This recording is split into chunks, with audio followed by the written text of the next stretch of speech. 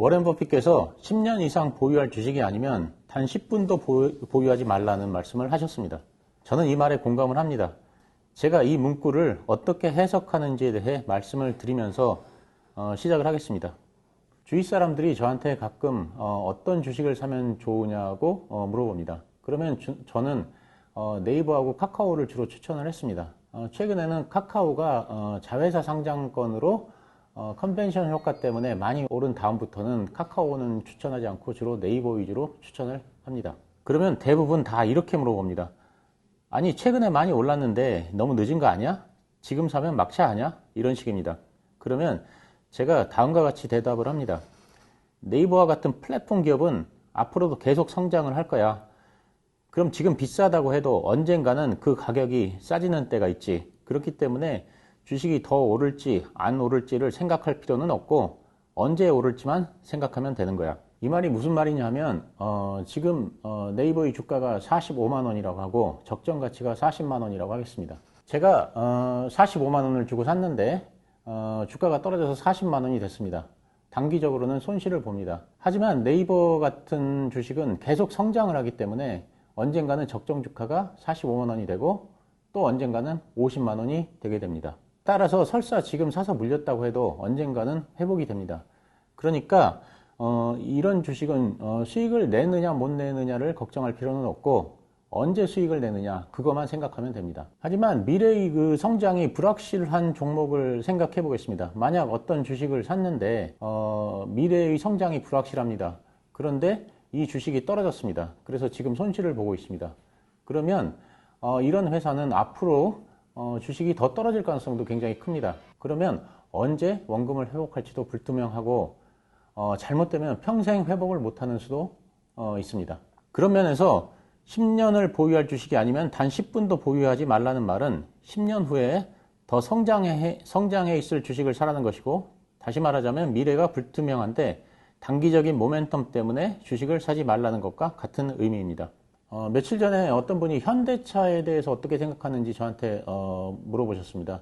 그래서 제가 오늘은 현대차를 제가 어떻게 생각하는지 사실 그것에 대해서 말씀을 좀 드리려고 하는데, 사실 현대차라기보다는 자동차 제조업이 어떻게 될 것인가, 이것에 대한 저희 생각을 말씀드리려고 합니다. 저는 기본적으로 자동차 제조업은 사양산업이라고 생각합니다.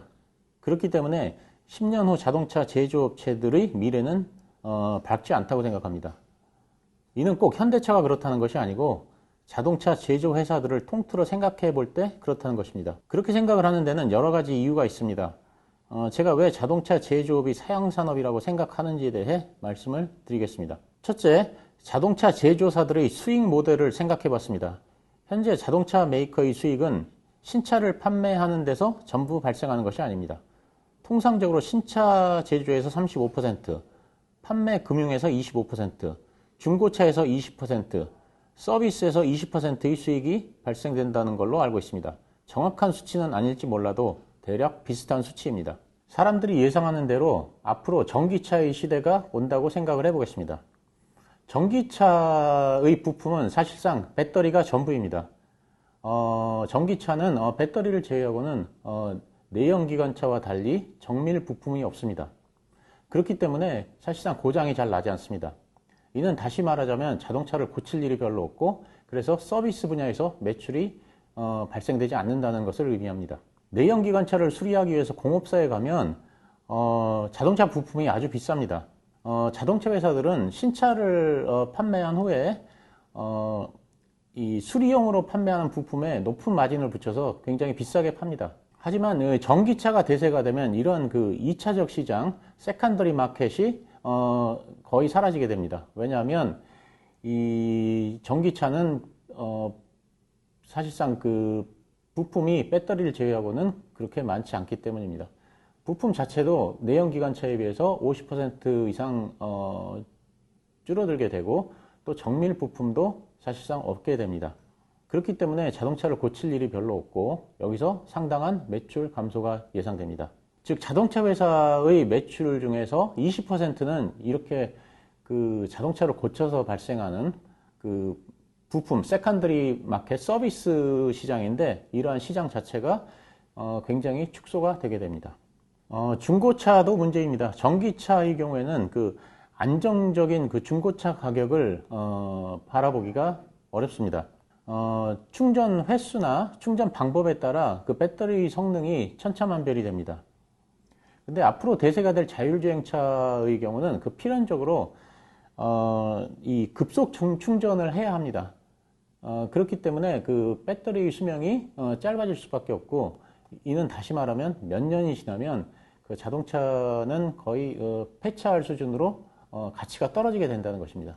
그렇기 때문에 이 전기차의 경우에는, 내연기관차와 달리 전기차의 경우에는 중고차 시장이 사실상 발달하기 어려운 그런 구조를 가지고 있다고 생각합니다. 즉 중고차 시장 자체가 확 줄어들 가능성이 있습니다. 따라서 자동차 제조사의 입장에서는 20%의 비중을 차지하는 중고차 시장이 확 줄어들 가능성이 있습니다. 결국 자동차 제조사 그 이익의 약 40%를 차지하고 있는 서비스 시장과 이 중고차 시장의 축소가 불가피하기 때문에 자동차 제조사 전체적인 이익은 축소될 수밖에 없다고 생각합니다. 둘째, 자동차의 판매 대수가 감소할 것으로 보입니다. 그 이유는 자동차가 소유의 개념에서 공유의 개념으로 바뀔 것이기 때문입니다. 특히 세계 최고의 시장이라고 할 수 있는 미국에서는 더욱 그렇습니다. 그 이유는 자율주행 때문입니다. 자율주행이 차량의 수를 줄이리라는 것은 사실상 명확합니다. 제가 다른 영상에서 한번 말씀을 드린 건데요. 예를 들면 어떤 집안에 차가 세 대가 있습니다. 아버지가 한 대를 타고 출근을 합니다. 그러면 어머니가 다른 한 대를 타고 동창회에 나갑니다. 아들이 나머지 한 대를 타고 오후에 미팅이 있어서 미팅을 갑니다. 이렇게 해서 차가 세 대가 필요합니다. 그런데 만약 자율주행이 된다고 생각을 해보겠습니다. 그러면 아버지가 아침에 회사 출근을 할 때 차를 타고 가서 그 차를 자율주행으로 집으로 돌려보냅니다. 그러면 그 차를 어머니가 타고 동창회에 가서 역시 집으로 돌려보냅니다. 그러면 그 차를 다시 아들이 타고 미팅을 하고, 미팅을 하는 동안에 그 차를 어머니한테 보내면 어머니가 그 차를 타고 다시 집으로 갑니다. 그러면 그 차는 다시 저녁에 아버지한테 자율주행으로 가서 아버지를 모시고 퇴근을 하게 됩니다. 즉 기존에는 세 대가 필요했던 차량이 이렇게 자율주행이 되면 차량이 한 대만 필요하게 됩니다. 현재는 통상적으로 자동차를 타는 시간이 약 2시간 정도에 불과하고 나머지 22시간은 자동차가 주차장에서 놀게 됩니다. 즉 현재는 자동차를 한 10% 정도밖에 이용을 못하고 있는 셈이 됩니다. 그런데 자율주행이 되면 차를 남한테 빌려줄 수가 있습니다. 여러분들이 만약 자율주행 차를 가지고 있다고 가정을 해보겠습니다. 그 차를 만약에 남한테 빌려줘서 하루에 5만 원씩을 벌 수 있다면 어떻게 하시겠습니까? 하루에 5만 원을 벌면 1년에 1825만 원을 벌게 됩니다. 설사 5만 원까지는 아니라 하더라도 하루에 몇만 원씩이라도 벌면은 그 금액 자체가 상당한 금액이 됩니다. 아마 대부분의 차량 소유주들이 자동차가 노는 시간에 다 자기 차를 남한테 빌려줄 것입니다. 빌려준다고 하는 것은 자율주행으로 스스로 돌아다니게 하는 것을 말씀드리는 것입니다. 즉 자율주행이 되면은 자동차를 주차장에 방치하지 않고 돌아다니면서 그 돈을 벌게 할 것이라는 그런 의미입니다. 그렇게 되리라고 하는 것은 에어비앤비를 보면 잘 알 수 있습니다. 에어비앤비는 자기가 사는 주거 공간을 남한테 돈을 받고 빌려주는 것입니다. 실제로 주거 공간도 빌려주는데 자동차를 빌려주지 않을 이유는 없다고 생각합니다. 앨런 머스크가 말한 로보택시라고 하는 것이 바로 그런 개념입니다. 앨런 머스크는 놀고 있는 자율주행차를 택시로 이용해 돈을 벌게 하는 네트워크를 만들겠다고 하였습니다. 차량 공유 플랫폼인 우버나 리프트 같은 이런 회사들이 앞으로 이런 서비스를 제공할 것입니다. 만약 사람들이 자동차가 필요하면 우버나 리프트를 통해서 자율주행차를 부르면 우버나 리프트가 그런 차량을 어레인지해서 차가 필요한 사람한테 보내주는 역할을 할 것입니다. 만약 이렇게 차량의 이용도를 높이게 되면은 차량의 수는 획기적으로 줄어들게 됩니다. 어떤 연구 결과는 자율주행이 되면은 길거리에 돌아다니는 차량의 수가 획기적으로 줄어들 것이라고 하였습니다. 예를 들면 유럽 자동차 협회의 보고서에 따르면 공유 자동차로 활용되는 자동차 한 대는 개인 승용차를 4대에서 최대 10대까지 대체할 수 있을 것으로 보았습니다. 컨설팅 업체인 프로스트 앤 설리반이 2010년에 조사한 결과에 의하면 자동차 공유에 이용되는 자동차 한 대로 약 15명의 자동차 소유가 대체된다고 하였습니다.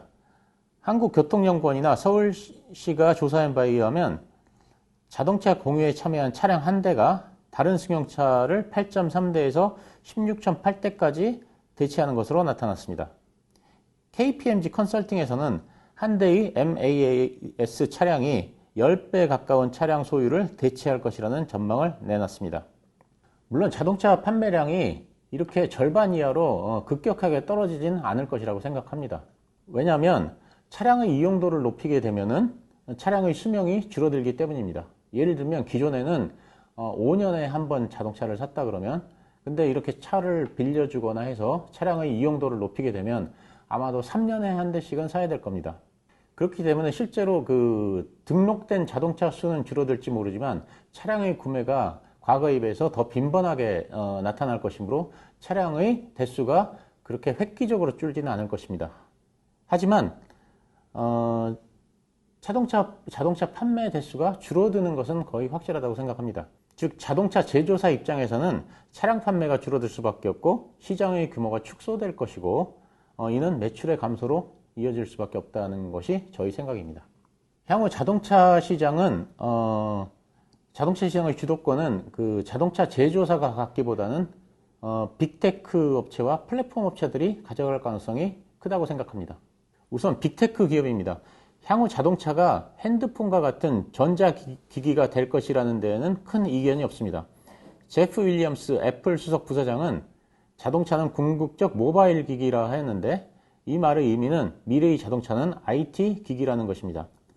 그렇게 되면 빅테크 기업들이 IT의 핵심이 되는 OS를 더 잘 만드는 것은 당연한 것입니다. 예를 들면 iOS나 안드로이드와 같은 핸드폰 OS를 만들었던 경험이 있는 애플이나 구글이 자동차용 OS를 더 잘 만들까요? 아니면 내연기관용 엔진을 만들었던 자동차 회사들이 OS를 더 잘 만들까요? 향후 자동차의 핵심이라고 할 수 있는 OS는 애플이나 이 구글과 같은 빅테크 기업들이 더 잘 만들 것이라고 생각합니다.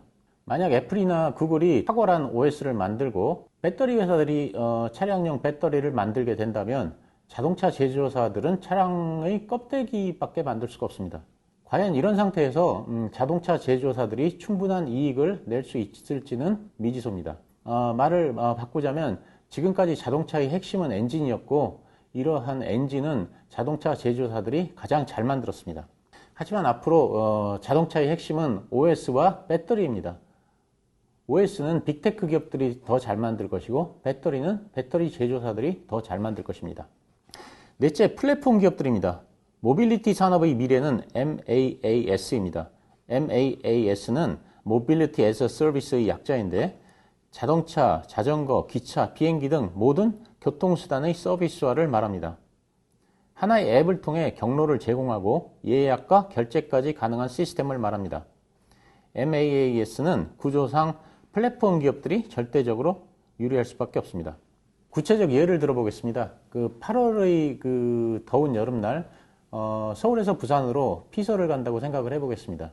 서울 강남구 대치동에서 부산 해운대 조선비치 호텔로 가서 거기서 2박을 하고 다시 돌아온다는 일정이라고 가정을 해보겠습니다.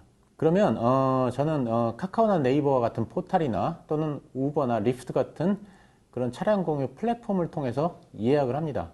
이런 그 플랫폼 포탈이나 플랫폼들은 여러 가지 옵션을 보여줍니다. 예를 들면 시간이라든가 아니면 돈이라든가 이러한 사정에 따라서 이용할 수 있는 여러 가지 옵션을 보여줍니다. 다시 말하자면 버스를 탈 수도 있고 기차를 탈 수도 있고 고속버스를 탈 수도 있고 그렇습니다.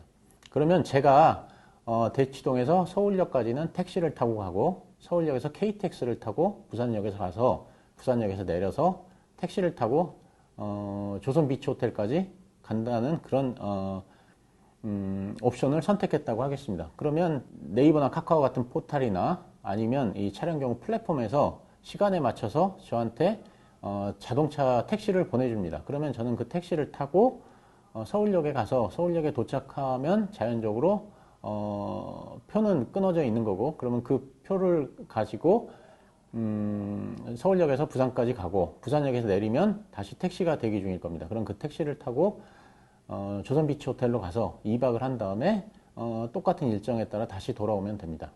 그리고 만약 이 비용이 전부 합쳐서 60만 원이라고 하면 저는 그 예약을 한 그 플랫폼, 그러니까 네이버나 카카오 또는 우버나 무슨 리프트 같은 이런 플랫폼 업체에다 60만 원을 전부 지급을 합니다. 그러면 이 플랫폼 업체들이 알아서 KTX에도 돈을 주고 택시에도 돈을 주고 해운대 조선비치 호텔에도 돈을 주고 알아서 나눠서 다 지급을 해주게 됩니다. 모빌리티 전문가들이 예측하듯이 이런 시대가 오게 되면 모빌리티 주도권은 이 플랫폼 업체로 넘어가게 됩니다. 다시 말하자면 자동차 제조사들이 플랫폼에 어느 정도 종속되게 된다는 것입니다. 무슨 의미냐면 만약 제가 네이버를 통해서 예약을 한다 그러면 저한테 보내주는 택시, 이런 택시는 어떤 택시를 보낼지는 네이버가 결정을 하게 됩니다. 즉 어떤 차량을 보낼지는 네이버가 결정을 하게 됩니다. 예를 들면 그 우버가, 만약에 제가 우버를 통해서 예약을 했는데 우버가 도요타와 제휴관계에 있다. 그러면 우버는 대규모의 도요타 차량을 사드릴 것이고, 그래서 저한테는 도요타 차량을 보내줄 것입니다. 그런 이유로 자동차 제조사들이 이 차량 공유 플랫폼 업체들에 투자를 하고 제휴를 하게 됩니다. 예를 들면 도요타는 2018년에 우버에 투자를 했는데 만약 자율주행 시대가 오게 되면 우버는 도요타 차량을 대량으로 사들여서 도요타 차량 위주로 차량을 배치할 것입니다. 혼다도 2018년에 GM 크루즈에 투자를 했습니다. 이런 플랫폼 기업들 외에 빅테크 기업들도 직접 로보택시 사업에 뛰어듭니다. 예를 들면 구글의 웨이모는 로보택시 사업을 미국 아리조나 피닉스에서 시작할 예정이라고 합니다. 차량은 피아트 크라이슬러 오토모빌스 FC의 것을 사용하는 것으로 알려졌습니다. 즉 구글은 웨이모의 자율주행 OS를 장착한 피아트 크라이슬러 오토모빌스의 퍼시피카 차량을 이미 62,000대 발주했다는 글을 본 적이 있습니다. 나아가 제규어와도 전략적 제휴관계를 확대해서 제규어의 아이페이스에 자신의 자율주행 OS가 장착된 로보택시 2만 대를 공급받을 것이라고 합니다. 총 8만 대가 넘는 로보택시의 조달이 이미 결정된 상태입니다. 마찬가지로 이렇게 되면 역시 대량 구매를 하는 빅테크 기업으로 주도권이 어느 정도 넘어가게 됩니다. 결론적으로 자동차 제조사들은 앞으로 많은 어려움에 닥칠 것입니다. 그 이유를 다시 간단하게 정리해보면 다음과 같습니다. 첫째, 전기차의 시대가 되면 자동차를 수리하는 서비스 시장이 축소될 것이고, 그렇게 되면 부품의 2차 판매가 줄어들 것입니다. 또한 중고차 시장도 매우 불안정한 시장이 될 것으로 보여 자동차 회사의 수익이 축소될 것으로 보입니다. 앞에서 말했듯이 서비스 시장과 중고차 시장은 자동차 회사 수익의 약 40%를 차지하는 큰 시장입니다. 40%의 규모의 시장이 상당히 축소된다는 의미입니다. 둘째, 자율주행이 개발되면 자동차의 판매 대수가 줄어들 것입니다. 즉 시장 자체가 축소될 것입니다. 셋째, 향후 자동차 제조의 핵심은 오퍼레이팅 시스템 OS와 배터리입니다. 그런데 OS는 빅테크 기업들이 더 잘 만들 것이고 배터리는 배터리 기업들이 잘 만듭니다. 이렇게 되면 자동차 제조사들이 할 수 있는 건 껍데기 만드는 것밖에 없습니다. 자동차 회사들은 빅테크 기업들에 종속될 우려가 있습니다. 자동차 회사들이 어떻게 핵심 기술을 보유하고 차별화할 수 있을지가 관건입니다. 넷째, 향후 모빌리티 시장은 MAAS의 시대가 될 것이고 자동차 산업의 주도권은 플랫폼 기업들이 갖게 됩니다. 자동차 회사들은 이들 플랫폼 회사들에 어느 정도 종속될 우려가 있습니다.